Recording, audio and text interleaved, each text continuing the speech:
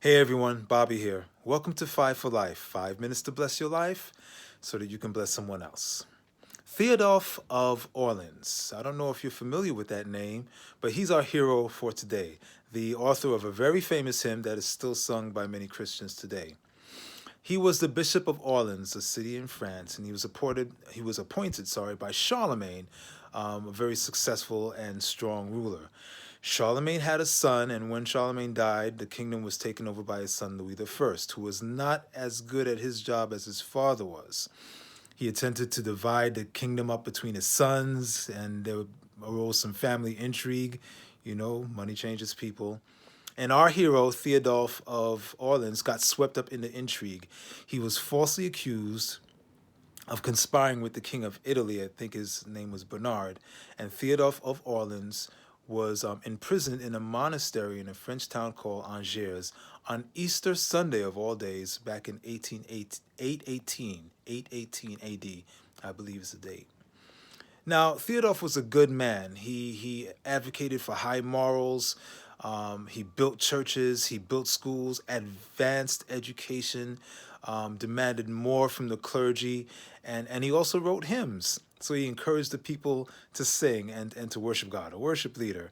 And here he is unjustly thrown into prison. It reminds me of the account of Joseph's life when, being a good young man, he also was sold into slavery and imprisoned after having done nothing wrong. And it reminds us that even today, injustice stings so many, too many, and our world is still struggling under the weight of getting justice from those who we trust to do justly. That's a side story. Let me get back to our hero. So here is Theodulf of Orleans sitting in jail after having done so many good things for the people of France and yea, for the world. He's sitting in jail on Easter Sunday.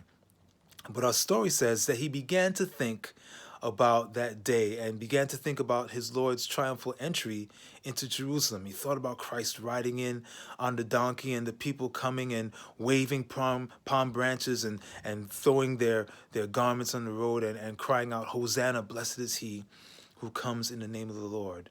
And Theodulf of Orleans, in prison under unjust circumstances, does what he does best. He takes his pen and he begins to write out the words of this hymn that I'm talking about today. And the name of the hymn is All Glory, Laud, and Honor. And some of you who know hymns, you should know this familiar tune. But let me share some of the words with you. The first verse. He wrote many verses. These are the ones that survived. So I don't know if it was the first. I hope it was, because it was a pretty good one. It says, All glory, laud, and honor to thee, Redeemer King, to whom the voice of children made sweet hosannas ring. Thou art the King of Israel, thou David's royal son, in whom the Lord's name cometh, the King and Blessed One. I like the last verse. To thee before thy passion they sang their hymns of praise.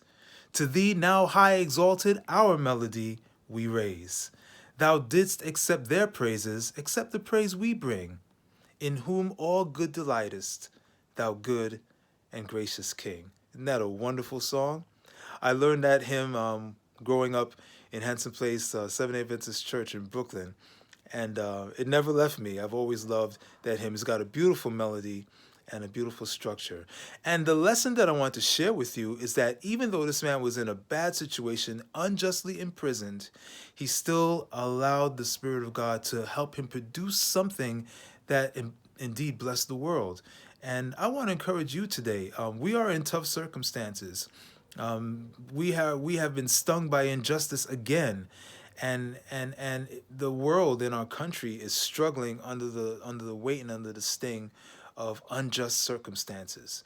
But I challenge you. Use this time. Allow the Spirit of God to press something valuable out of you. Courage for those who are discouraged, and advocacy for those who cannot fight for themselves. And you'd be surprised how God will bless the world through you. Now, I've got a little surprise for you. If you go to my website, www.bobbysoverall.com, you will hear a special keyboard arrangement I played of this very hymn. I hope it blesses you, and I hope it encourages you to let those creative juices flow. God bless you. I'll see you again soon.